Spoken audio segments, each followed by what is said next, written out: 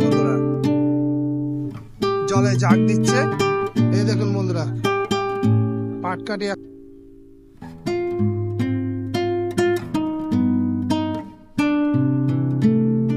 নমস্কার বন্ধুরা, আমি অরূপ। আমার এই অরূপ ব্লকের নতুন ভিডিওতে নতুন করে আপনাদের সবাইকে স্বাগত। বন্ধুরা এখন বেলা 1:30 বাজে, আর আজকে ব্লগটা এখন থেকে শুরু করলাম।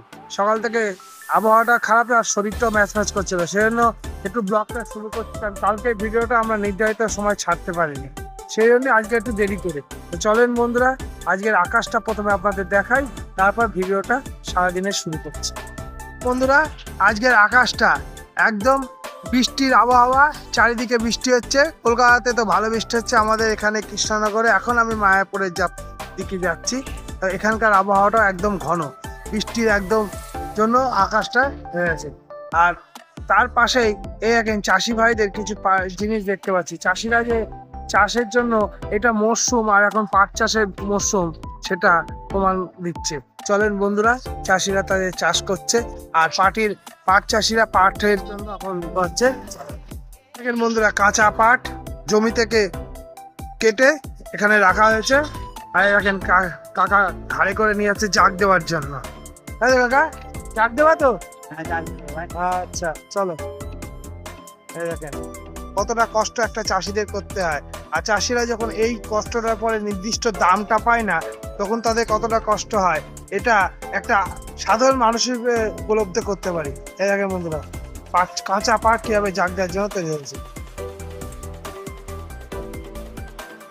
বন্ধুরা জলে জাগ দিচ্ছে, ঠিক এইভাবেই প্রায় 20 দিন থেকে 25 দিন এইভাবে এখন জলের মধ্যে থাকবে। আর এটা হচ্ছে একটা দোয়া মতো, মায়াপুরে যাওয়ার রাস্তা বামুনপুকুরের আগে। এই দেখেন, আর আবহাওয়াটা খুব সুন্দর বন্ধুরা, বৃষ্টি ছিমছিম পড়ছে, চারিদিকে পাট দেখেন চাষ দেওয়া হয়ে আছে, জাগ দেওয়া আছে, আর এখন কাঁচা পাট জাগ দিচ্ছে বন্ধুরা।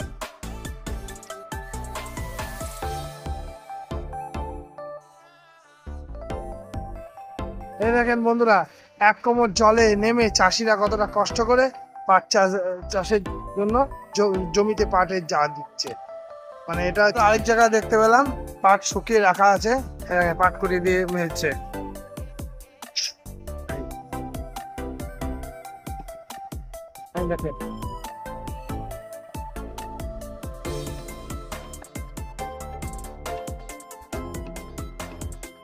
বন্ধুরা আমি এখন মায়াপুর মোড়ের জাঙ্গাল হইতে, মানে বামুনপুকুরে একটা ছোট্ট জায়গা, জাঙ্গাল হইতে নিদায়া বলে একটা গ্রাম, আর সেই গ্রামের মধ্যে মোড়ে ঢুকে আছি।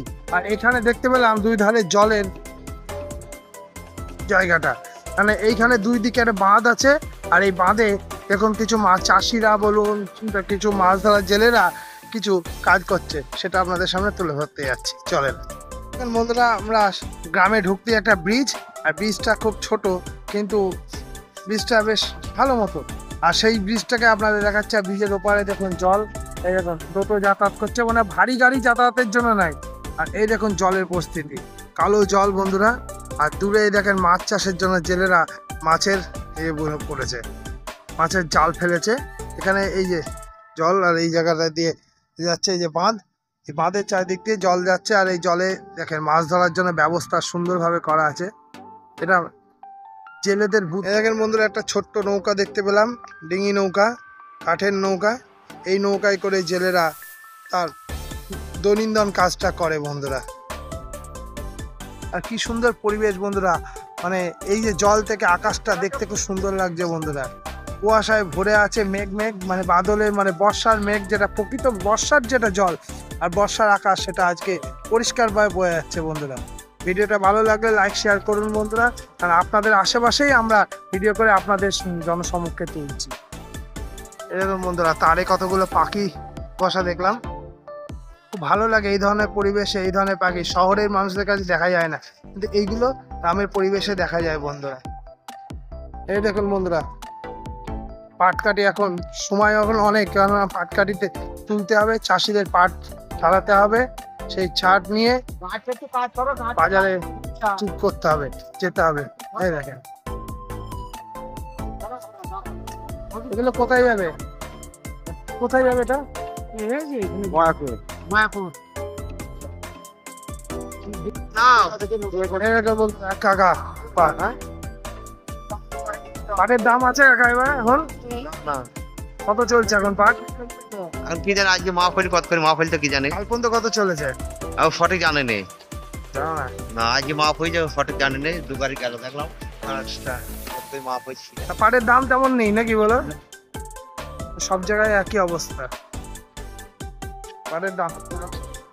এই দেখেন বন্ধু সবাই মুখে এক কথাই এরা নির্দিষ্ট দাম পাচ্ছে না।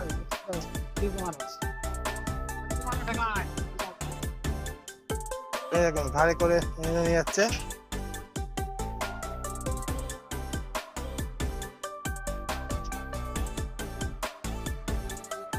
বন্ধুরা এদের কাজকে তো আমরা স্যালুট জানাচ্ছি, আর পরিবেশকে ভালো রাখতে এরাই পারে। চাষি একটা চাষি বা একটা জেলে এই ধরনের লোকেরাই পরিবেশের ভারসাম্য বজায় রাখে।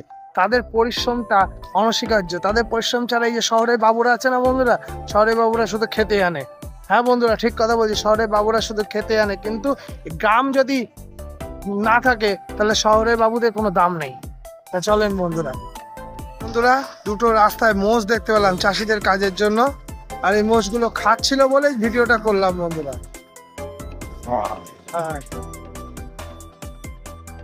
হ্যাঁ বেশ বড় বড় দুটো মোষ, আর এরা বিচালি খাচ্ছিল।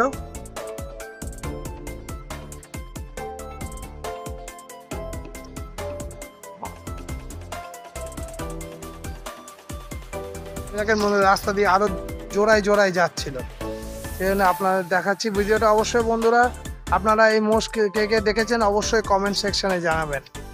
বন্ধুরা বন্ধুরা মায়াপুরে ঢুকতেই যেটা সবার আগে, প্রভুপাদের আগেও যেটা সবার আগে মনে পড়ে এটা হচ্ছে নিমাই। আর এই নিমাইয়ের জন্মস্থান মায়াপুর বা নবদ্বীপে ঢোকার যে প্রথম যে মূর্তিটা নিমাইয়ের, সেটাই দেখেন বন্ধুরা কতটা বড়। বন্ধুরা আপনারা এই মূর্তিটা যদি কেউ দেখে থাকেন মায়াপুরে ঢোকার আগে অবশ্যই কমেন্ট সেকশনে জানাবেন বন্ধুরা। আর ভিডিওটা ভালো লাগলে লাইক শেয়ার করবেন। আর নিমাইয়ের পস্তাতে মানে একেবারে পাদুকায় আছে এই দেখেন।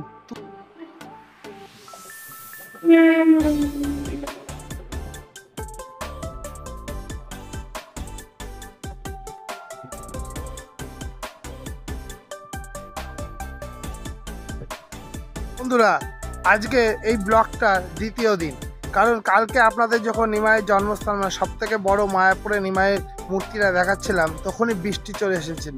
আর এই বৃষ্টির এতটা হয়েছিল কালকে আর আমরা মায়াপুরে কারো কোনো কাজও করতে পারিনি আর কোনো ভিডিও করতে পারিনি। সেজন্য আজকের ব্লগটা এখন থেকে শুরু করছি। তো চলেন বন্ধুরা আজকের ব্লগটা আশা করি ভালো লাগবে। বন্ধুরা আমি এখন কৃষ্ণনগর রাজবাড়ির যে দিঘিটা আছে মানে রাজার তৈরি করা যে দিঘিটা আছে সেই দিঘির পাশে আছে।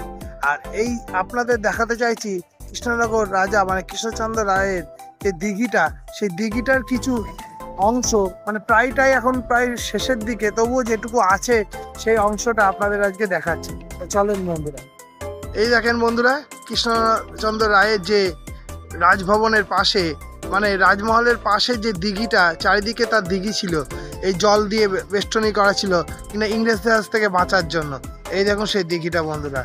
আর এখন দিঘির পাড়ে কত বেশ বড় বড় বাড়ি হয়ে গেছে বন্ধুরা, মানে এখন ইতিহাসের পাতায় রাজা চলে গেছে। রাজার সেই দিঘিটা কিছুটা আছে, জল প্রায় কালো। আর এই দেখেন, আর এই যে রাস্তাটা দেখতে পাচ্ছেন এটা আগে পাকা রাস্তা ছিল, কিন্তু অতিরিক্ত জল জমতো আর ডাউন ছিল, সেই জন্য বন্ধুরা এখন ঘাটের পাশে আমরা আছি। দেখেন সিঁড়ি ঘাটের, সেই যে ঘাটটা আপনাদের দেখালাম এই যে সেই ঝিলটা, সেইটাই দেখেন চারিদিকটা কি সুন্দর পরিবেশ। আর ঠিক আজকের আকাশটা এত ভালো যে বৃষ্টি নেই, কিন্তু কলকাতায় শুনছি বৃষ্টি হচ্ছে, কিন্তু আমাদের এখানে এখন বৃষ্টি হচ্ছে না। আর এই দেখেন পরিবেশটা নোংরা আবর্জনায় ভরে গেছে, মানুষ যেরকম যেরকম পাচ্ছে সেখানে নোংরা করছে, কিন্তু এখনো কিছু রেখে দিয়েছে এই যে সিঁড়িগুলো। বন্ধুরা আর কদিন পরেই মহারাষ্ট্রে গণেশ পুজো, আর মহারাষ্ট্রের সঙ্গে সারা ভারতবর্ষের তথা আমাদের পশ্চিমবাংলার মৃৎশিল্পীরা এই গণেশ পুজো উপলক্ষে সেজে উঠেছে। আমাদের কৃষ্ণনগরেও বড় বড় গণেশ পুজো হয়। তা আজকে আমি একদম সরাসরি চলে এসেছি যেখানে শিল্পীরা তার হাতের কাজের নমুনা, এই দেখেন বন্ধুরা, সব থেকে বড় গণেশ কৃষ্ণনগরে তৈরি হচ্ছে। এই দেখেন এখন মাটির প্রলেপ দেওয়া কাজ শুরু হয়েছে। বৃষ্টি এসে গেছে, মানে একটু আগে আপনাদের বলছিলাম কালকে বৃষ্টির কথা, ঠিক একই টাইমে এখন কৃষ্ণনগরে বৃষ্টি হচ্ছে বলার সঙ্গে সঙ্গে। তা যাই হোক বন্ধুরা, বৃষ্টিকে উপেক্ষা করে আমরা ভিডিওটা করছি। সব থেকে গণপতির যে মূর্তিটা কৃষ্ণনগর যে পিছিয়ে নেই, তা মৃৎশিল্পীরা তার প্রমাণ দিচ্ছে। দেখেন বন্ধুরা,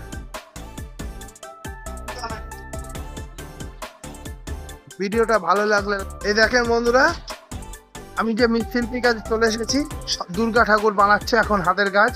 এই দেখেন প্রায় কমপ্লিট, এদিকে শুধুমাত্র রং করা বাকি আছে। আর এই দেখুন কৃষ্ণনগরের মৃৎশিল্পীরা জগৎজোড়া নাম আছে, আর সে হাতের কাজের নিপুণতাই দেখেন বন্ধুরা, মাটির কাজের নিপুণতা।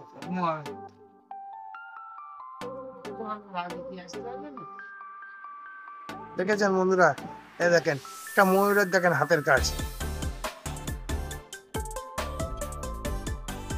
আর কদিন পরেই বাঙালির শ্রেষ্ঠ উৎসব শারদীয়া পুজো, দুর্গা উৎসব। যে নারকীয় পিশাচ ঘটনা নিয়ে সারা বিশ্ব বাংলা তোলপাড় হচ্ছে, সেই আর কদিন পরে সেই নারীরই পুজো হবে। আর মাত্র 46 দিন বাকি বন্ধুরা। বন্ধুরা, এই পুরো মৃৎশিল্পী যে কারণটা আমরা দেখালাম, এটা হচ্ছে মহাশয় উজ্জ্বল পাল মহাশয়। এনার হাতের কাজই অপূর্ণ। আপনারা যদি উজ্জ্বল পাল মহাশয়ের যদি হাতের কাজ কোথাও দেখে থাকেন, অবশ্যই কমেন্ট সেকশনে জানাবেন বন্ধুরা। এই দেখেন বন্ধুরা, বৃষ্টি হচ্ছে, কালকের মতো নির্ধারিত বৃষ্টি চালু হচ্ছে।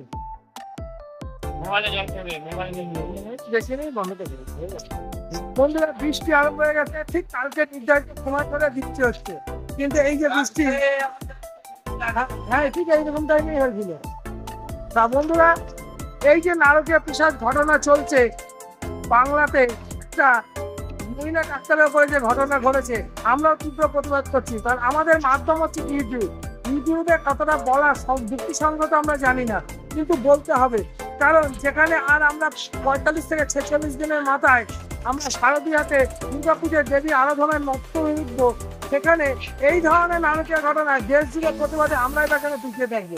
তা বন্ধুরা, আপনারা কিন্তু সজাগ হন, যে যেরকম ভাবে পারেন সেরকম ভাবে করুন।